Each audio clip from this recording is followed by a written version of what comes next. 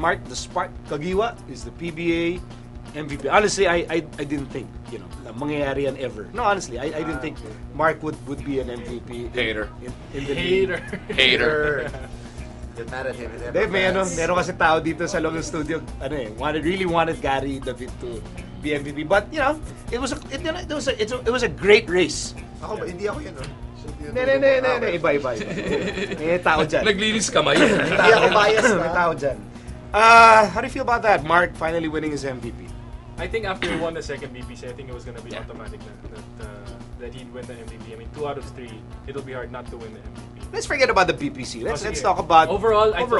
I still would have thought that Gary would have won with what he did and bringing the Power 8 team to the finals and maintaining his import numbers throughout 3 conferences. I think he deserved the MVP. But as for Mark naman niya, it's long overdue.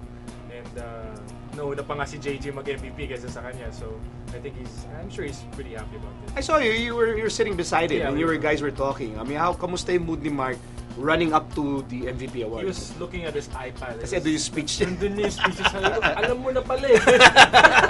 Si Gary yung sabi, sa iPad. Speech niya. Type mo na lang yun. Pero siya, it was in a good mood. Yeah, he was asking me, how do I look at my hair? And do I have a booger in my nose? Because I think he knew he was going to be in the spotlight. So it was okay. He was relaxed naman. I mean, if you know that you won 2 BPCs, I think you're pretty much confident you're going to win MVP. You gotta be nothing but happy for a guy like that. He worked his butt off all year long. Actually, from last season pa.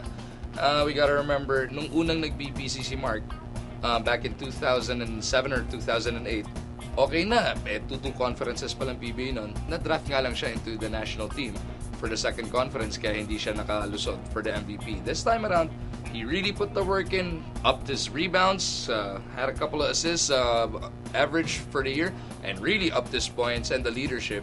You gotta be happy for a guy like that. You work your butt off, and you get what you deserve. Charles? Again, both Gary and Mark are very deserving, and I'll admit that growing up, Mark was one of my favorite players watching. Bata pa ako.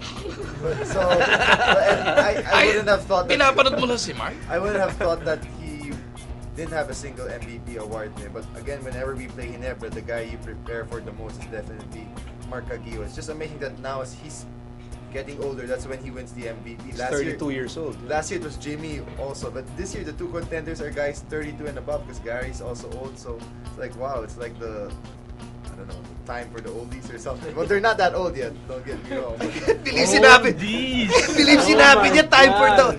Okay narinig niyo yan I think everyone... Narinig niyo yan No, because as a guard, people... At Charles Chu. It's okay. Don't explain that. Just true. leave it at that. You start declining at the age of 30, especially for a guard. So he won. Okay, kung saan ka magko-coach next season, kung saan ka magko-coach pag nakalaban mo si Jimmy tsaka si, I hope they score 40 points against your team. I can't believe you said time for the oldies. Right, it's true.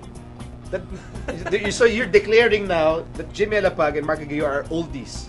Well, if you're above 30, you're considered old already, definitely. You're calling me an oldie? Yeah. My backup is here.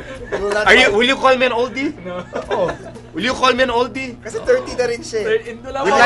We'd like to welcome you to the farewell episode of Charles Chu. It's been great. It's been a nice run. It's You've been had a nice good run. Really happy for you. Happy trails then. Anyway, mabalik tayo. Oldies, I think what was fascinating about the whole Mark Caguioa, Gary David debate was that, like Charles said, equally deserving. Yeah. I think even Chot Reyes tweeted that you go either way, you won't lose. You can toss a coin and it'll be okay. Like 50-50, and I think both players would have deserved it. But I think in Mark's case, it's special because this was a player who was gone from the map for a time because of his injury. Yeah. Diba? Ang tagal nitong nawala.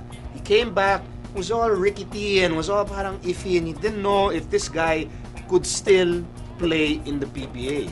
And here he is putting up 2 solid years. Could have won MVP last year, and now he won it this year. So, I mean, that's just mad commitment to performance for Mark Caguioa. Congrats, Mark. So, congratulations, Mark the Spark Caguioa, your PBA MVP for the season. Cool.